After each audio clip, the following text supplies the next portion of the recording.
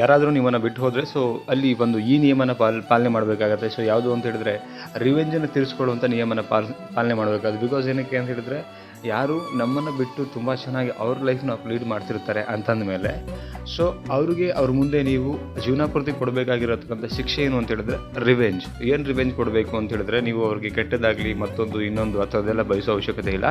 So ಮಾಡಬೇಕಾಗಿರೋದೇನು ಅಂತ ಹೇಳಿದ್ರೆ ಅವ್ರ ಮುಂದೆ ಚೆನ್ನಾಗಿ ಬದುಕು ತೋರಿಸ್ಬೇಕು. ದಟ್ ಇಸ್ ಮೋಸ್ಟ್ ಇಂಪಾರ್ಟೆಂಟ್ ಆಗುತ್ತೆ. ಎಷ್ಟೋ ಜನ ಏನು ಮಾಡ್ತಾರೆ, ಅವ್ರು ಬಿಟ್ಟು ಹೋಗಿದ್ದಾರೆ ಅಂತೇಳಿ ನಮ್ಮದು ಟ್ರೂ ಲವ್ ಅಂದ್ಕೊಂಡು ಅವ್ರ ಮುಂದೆ ತುಂಬ ವೀಕ್ನೆಸ್ಸಲ್ಲಿ ಬಳಲ್ತಾ ಇರ್ತಾರೆ, ವೀಕಲ್ಲಿ ಇರ್ತಾರೆ. ಲೈಕ್ ಊಟ ಮಾಡ್ದಿರಾ, ಬಟ್ಟೆ ಹಾಕ್ದಿರಾ, ಸ್ನಾನ ಮಾಡ್ದಿರಾ, ಈ ಥರ ಲೈಫ್ನ ಲೀಡ್ ಮಾಡಿದಾಗ ಮತ್ತು ಪುನಃ ಅವರಿಗೆ ನಿಮ್ಮ ವೀಕ್ನೆಸ್ ಗೊತ್ತಾಗ್ತಾ ಹೋಗುತ್ತೆ. ಸೊ ರಿವೆಂಜ್ ತಗೊಳ್ತಾ ಬದುಕ್ತಾ ಹೋದರೆ ಮಾತ್ರ ಲೈಫಲ್ಲಿ ಯಾರು ಬಿಟ್ಟು ಹೋಗಿದ್ದಾರಲ್ಲ ಸೊ ಅವ್ರಿಗೆ ನಾವು ಕೊಡುವಂಥ ಒಂದು ಒಳ್ಳೆ ಬಹುಮಾನ ಅಂತ ನಾನು ಹೇಳಕ್ಕೆ ಇಷ್ಟಪಡ್ತೀನಿ. ಬಿಕಾಸ್ ಏನಕ್ಕೆ ಅಂತ ಹೇಳಿದ್ರೆ ಯಾಕೆ ನಮ್ಮಂಥ ಒಳ್ಳೆಯವ್ರನ್ನ ಬಿಟ್ಟರು ಅಂತ ಅವ್ರಿಗೆ ಫೀಲ್ ಆಗ್ತಿರ್ಬೇಕು, ಪ್ರತಿ ಕ್ಷಣ ಕೂಡ ಕಾಡ್ತಾ ಇರಬೇಕು, ಯಾಕೆ ಇವ್ರನ್ನ ಬಿಟ್ಬಿಟ್ಟೆ ನನ್ನ ಲೈಫಲ್ಲಿ ಅಂತೇಳಿ. ಏನಕ್ಕೆ ಅಂದರೆ ಟ್ರೂ ಲವ್ ಒಂದಿತ್ತು. ಆ್ಯಂಡ್ ಎರಡನೇದು ಒಂದು ನಮ್ಮ ವೀಕ್ನೆಸ್ ಗೊತ್ತಾಗಿರುತ್ತೆ ಅವ್ರಿಗೆ, ಇವರೇನೂ ಇಲ್ಲ, ನಾವಿಲ್ಲ ಅಂದರೆ ಬದುಕಲ್ಲ, ಇರಲ್ಲ ಅಂತ ಒಂದು ಥಾಟ್ ಅವರಲ್ಲಿ ಇರುತ್ತೆ. ಸೊ ಅದನ್ನು ಪ್ರೂವ್ ಇಟ್ ಮಾಡ್ಬೇಕು ನಾವು.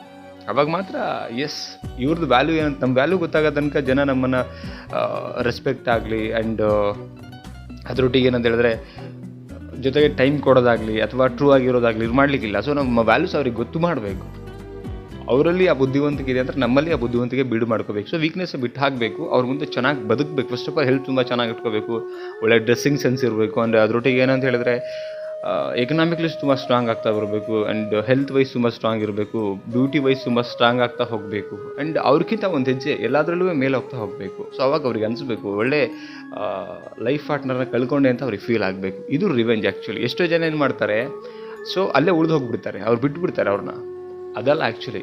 ಏನಂದರೆ ಲೈಫಲ್ಲಿ ಮನುಷ್ಯನಿಗೆ ಬುದ್ಧಿವಂತ ಪ್ರಾಣಿ ಅಂತ ಪ್ರತಿ ಸಲ ಹೇಳ್ತಾ ಇರ್ತೀನಿ ನಾನು. ಸೊ ಆ ಒಂದು ರಿವೆಂಜ್ ತೊಗೋಬೇಕು, ಚಾಲೆಂಜನ್ನು ತೊಗೊಳ್ಬೇಕು. ಇವ್ರನ್ನ ಏನಂತ ಹೇಳಿದ್ರೆ ಪ್ರತಿ ಕ್ಷಣನೂ ಕೂಡ ಸೋಲಿಸ್ತಾ ಹೋಗ್ತೀನಿ ಲೈಫಲ್ಲಿ ಅಂತ ಚಾಲೆಂಜ್ ತೊಗೋಬೇಕು. ಯಾಕಂದರೆ ಯಾವಾಗ ನಾವು ಎಡವ್ತೀವಲ್ಲ ನೆಕ್ಸ್ಟ್ ಎಡವ್ದಂಗೆ ನಾವು ಲೈಫಲ್ಲಿ ಕಲಿಬೇಕು. ಸೊ ಅದೇ ಥರ ಇದು ಅಷ್ಟೇ, ಇಲ್ಲೂ ಒಂಥರ ಎಡವ್ತೀವಿ ನಾವು, ಮಾನಸಿಕವಾಗಿ ಎಡವಿರ್ತೀವಿ ಇನ್ನೊಬ್ಬರಿಗೆ. ಸೊ ಅದನ್ನು ಫುಲ್ಫಿಲ್ ಹೇಗೆ ಮಾಡೋದು ಅಂತ ಹೇಳಿದ್ರೆ ರಿವೆಂಜ್ ತೊಗೊಂಡಾಗ, ಅಚೀವ್ ಮಾಡಿದಾಗ. ಸೊ ಅದೆಲ್ಲ ಅಚೀವ್ ಆಗಲಿ ಅನ್ನೆಲ್ಲ ನೊಂದ ಮನಸ್ಸುಗಳಿಗೆ, ಬ್ರೇಕಪ್ ಆದಂಥವರಿಗೆ ಈ ಒಂದು ವಿಡಿಯೋ ಮುಖಾಂತರ ಕಿವಿ ಮಾತನ್ನು ಕೊಡ್ತಾ ಇದ್ದೀನಿ.